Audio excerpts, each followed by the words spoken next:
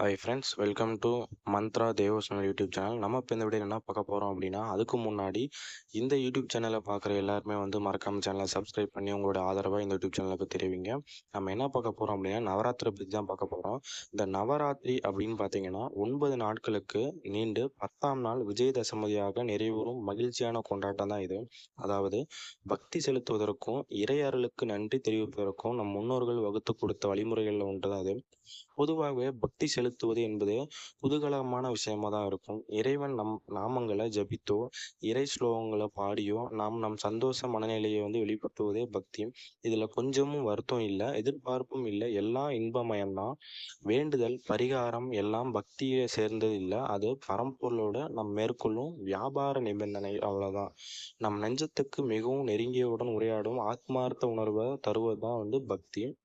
இந்த பக்தி விழா, பண்டிகை, கொண்டாட்டம் என்ற பல வகையான நாம் இறைவனுக்கு வந்து சமர்ப்பிக்கிறோம். இந்த வகை பக்தியில் சுயநலம் இல்லை என்பதை கவனிக்க வேண்டும். அதாவது இது போன்ற பண்டிகைகளை நாம் பிறருடைய நலனுக்காகவும் பக்தி செலுத்துகிறோம் என்பது தான் உள்ளீடாக மறைந்திருக்கும் உண்மை.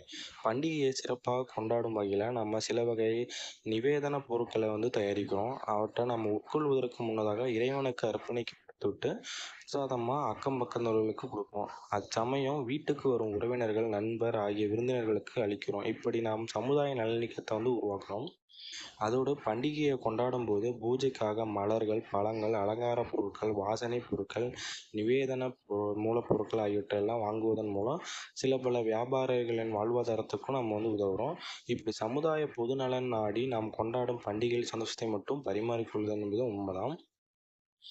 நவராத்திரி நாட்களில் பராசக்தியான துர்கா பரமேஸ்வரியையும், மகாலட்சுமியையும், சரஸ்வதி தேவியையும் பூஜிக்கிறோம். இவ்வாறு 3 மூர்த்திகளாக சொன்னாலும், 30 முக்கோடி மூர்த்திகளாக சொன்னாலும் அவர்கள் எல்லாருமே இருப்பவள் வந்து பராசக்தி தான்.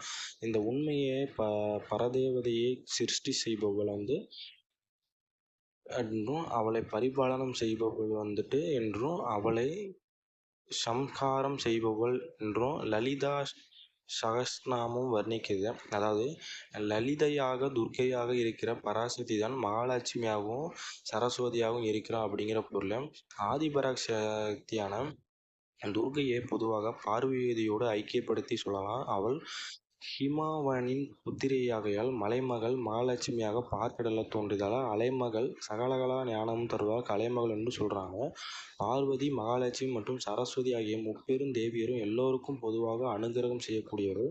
இவர்கள் என்னவோ குறிப்பிட்ட சமுதாயத்தினர் மட்டுமே வழிபட தகுந்தவர்கள் என்ற வரட்டு சித்தாந்தம் சரியில்லை. ஏன் அப்படின்னா, பார்வதி கிராமப்புறங்களில் காவல் தெய்வமாகவும் காத்தியாயனியாகவும் கொண்டாடப்படுறாங்க.